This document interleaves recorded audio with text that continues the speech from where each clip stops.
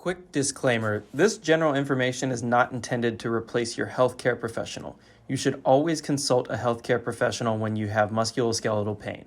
Hey everybody, it's Dr. Shelton from Shelton Movement and Performance, and today I just wanted to really briefly go over a screen that I use all the time to test out lateral hip stability. And why am I doing that, you might ask? Well, for a lot of my knee pain patients who are more often than not runners or people that are regularly active with hiking or tennis or something like that, they're coming in and they're wondering, hey, why does my knee always hurt after I do a lot of X, whether it's the running or the hiking, and they assume it's overuse. And to a certain degree it is, but I like to figure out what's being overused and why.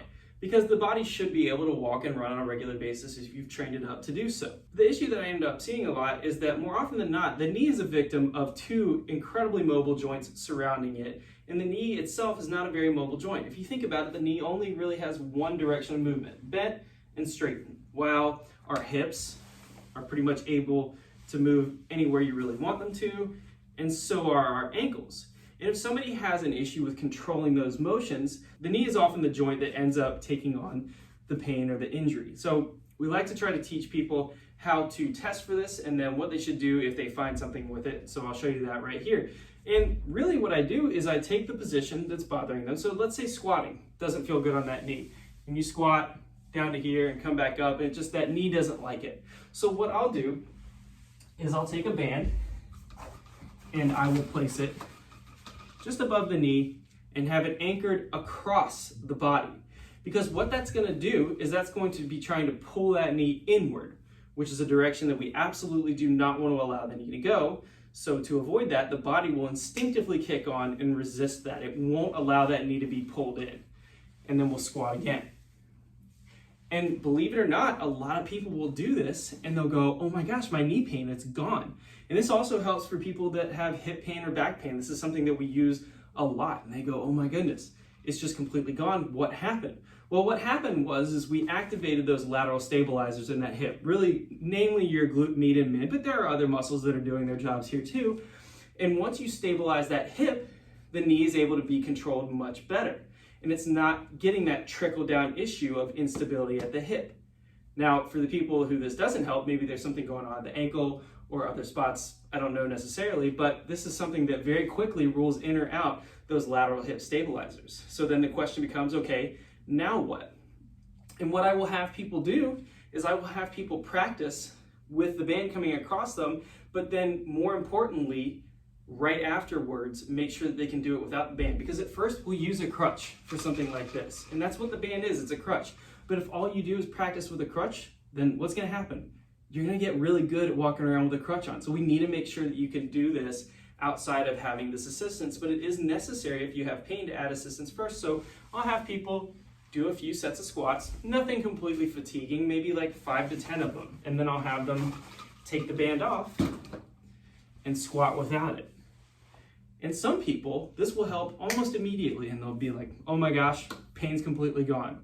And that's amazing. For some people, the pain may return as soon as we take this away, but at least now we know, hey, we need to be training up these lateral hip stabilizers so that that's not contributing to what's going on at the knee.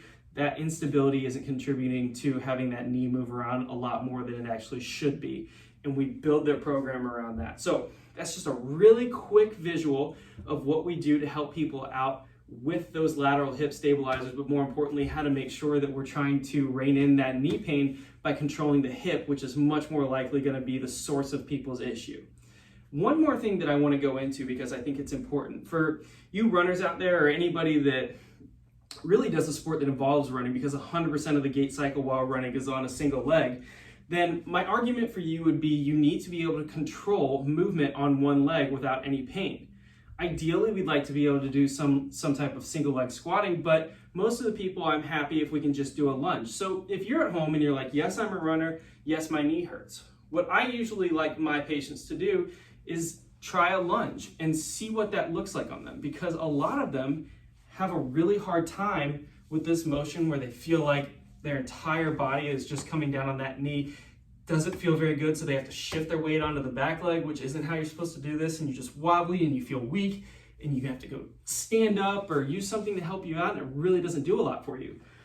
But then we take this band and once again come across the body with it And that will help stabilize and improve that motion. Sometimes we'll even take away the pain for somebody who really doesn't feel pain while they're squatting.